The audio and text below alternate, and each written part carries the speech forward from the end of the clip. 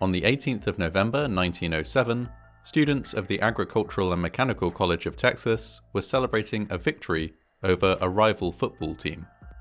They gathered together scrap wood and debris, set it alight in a massive bonfire, and partied late into the night.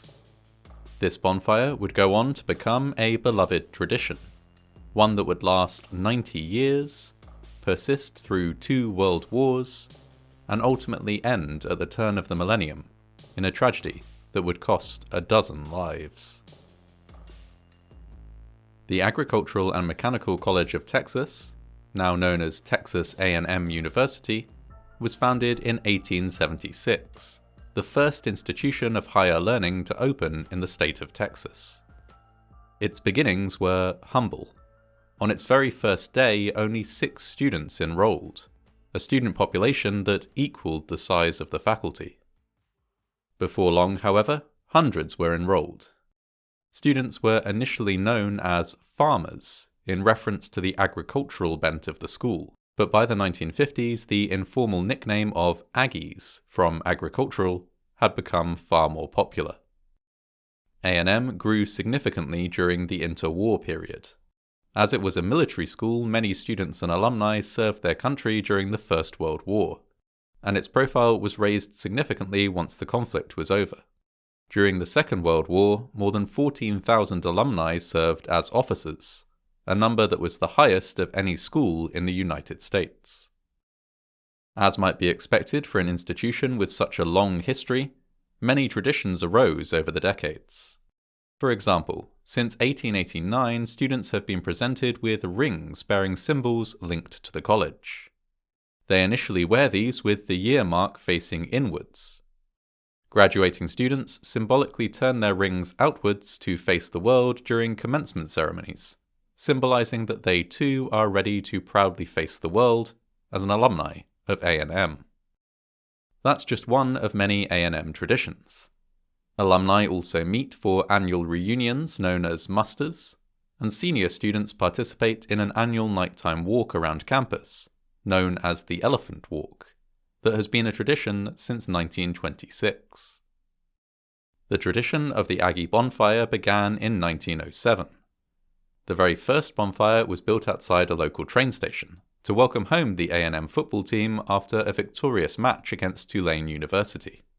2 years later, this unofficial celebration was moved onto campus and became an official A&M tradition.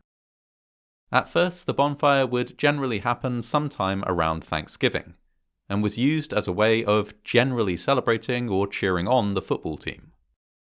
By 1921, however, the tradition was routinely used to mark the eve of the big, end-of-year football match between A&M and their rivals at the University of Texas. The early days of the bonfire were not entirely without incident. In 1912, lumber set aside for the construction of a new dorm was accidentally used to build the bonfire, and in 1935 a local farmer asserted that students had disassembled an entire barn from his property to use as fuel for the bonfire. Because of these incidents, the school began to take a more active role in managing what had been until then an entirely student-run event, mandating where it would take place and what fuel would be used, and imposing a height limit on the bonfire stack. Despite this limited oversight, however, the event remained largely a student-run affair, and it was something that students took great pride in, with hundreds of them donating hundreds of thousands of hours of labour each year to make it happen. When the bonfire collapsed with no injuries in 1957, students worked around the clock to rebuild it in time for the scheduled burn. The same thing happened in 1994, with students again rallying to ensure that the bonfire could take place as planned. There were occasional injuries associated with the bonfire build, but most were minor. Prior to 1999, there were just 2 deaths in the bonfire's 9-decade history, both a result of motor vehicle accidents involving cars and trucks used for the build, and not the build itself. The 1999 bonfire would be one of the biggest ever attempted. It would be built on the university polo field to ensure that there was enough space for the anticipated audience of between 50,000 and 70,000 people who would turn up to watch it burn. Though this was a technically complex building project, requiring the use of cranes donated by local companies, and using 5,000 logs donated by farmers who wished to clear woodland on their property, there was relatively little formal instruction underpinning the build. Knowledge about how to safely build the bonfire was passed down informally through generations of students. A central pole, made of 2 telephone poles spliced together, would be buried in lime-stabilized ground and secured with guy lines. Then, 6 layers of stacked logs would be built around it in a tiered wedding cake design, before the bonfire was crowned with a specially built outhouse, referred to as the Texas University Tea Room. Logs would be secured with baling wire, with logs on upper tiers wedged inside the ring formed by logs on the lower tiers of the stack. The bonfire was just a few days away from completion, with students working night and day to complete it in time for the scheduled burn on the 25th of November. It was 2:42 a.m. on the 19th of November when, without warning, the massive pile of stacked wooden logs collapsed. It was, witnesses noted, an eerily quiet process, with the vast structure falling and twisting to one side in a matter of seconds. 58 students and former students were working on the bonfire at the time, and many of them were either grievously injured or trapped by the sudden collapse. Until this point, the overnight build had been a convivial process. Some workers were enjoying drinks, while others watched movies during their breaks. Within seconds, this scene became a disaster zone, with bodies scattered around and on top of the collapsed stack. The response to the collapse was swift, and in large part came from institutions that were a part of A&M. Some of the first on scene were volunteer emergency medical technicians from the Texas A&M Emergency Care Team. They were joined by police and firefighters, and staff from Texas Task Force 1, a state urban search and rescue team. As news of the collapse spread, students also converged on the site. The football team and members of the campus cadet corps helped to move logs away from the pile, a task that, it was decided, would have to be done mostly by hand to minimize destabilization of the pile.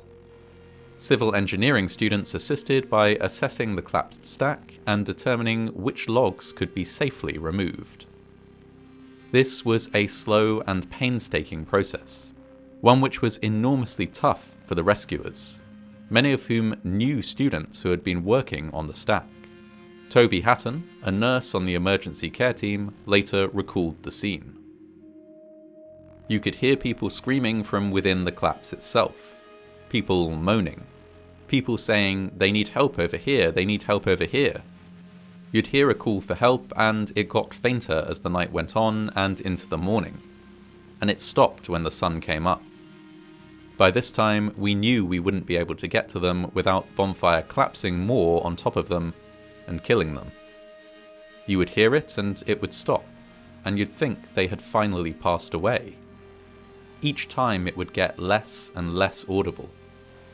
You couldn't get there and help them. You couldn't comfort them. You couldn't do anything. I block out the part where for 7 hours I stood there holding a bag of IV fluids in each hand, watching them slowly, meticulously lifting logs off a body, and lifting the body up so we could get to the one underneath, who was alive.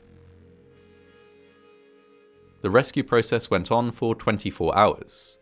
Student John Comstock was the last person to be removed from the collapsed stack alive. He went on to survive, albeit with permanent injury. In total, 27 people were injured by the collapse, and 12 were killed.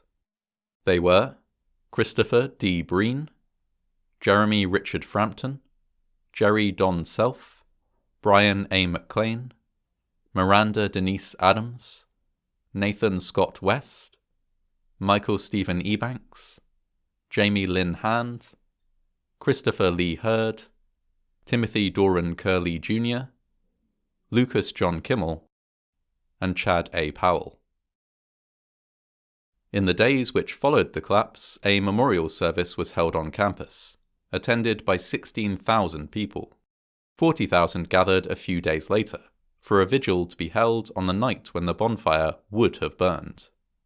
A cannon was fired 12 times to mark the 12 lives that were lost.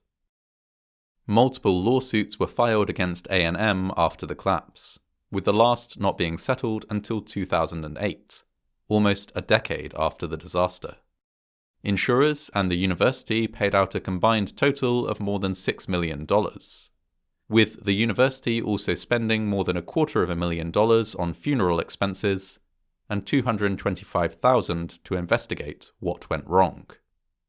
An investigation revealed that the collapse had been due to a containment failure. In other words, the upper tiers of the stack had exerted an outward pressure on the lower tiers that the lower tiers could not contain. The baling wire used to hold the lower tier of logs in place was insufficient, and as the lowest tier failed, the whole stack collapsed to one side. It was noted that the planned bonfire stack was a complex enough structure that its construction should have been overseen by a qualified engineer. The fact that it had not been was a result of a culture that developed over many decades, as the event increased in size, slowly, and largely without incident. The Aggie Bonfire collapse is now an indelible part of the history of A&M. The tradition of the bonfire was not officially reinstated, but has been continued by students. These bonfires use stacks that are built to the same design each year, a design that is always approved by a structural engineer. Remembrance services for those lost in the collapse are held each year as well.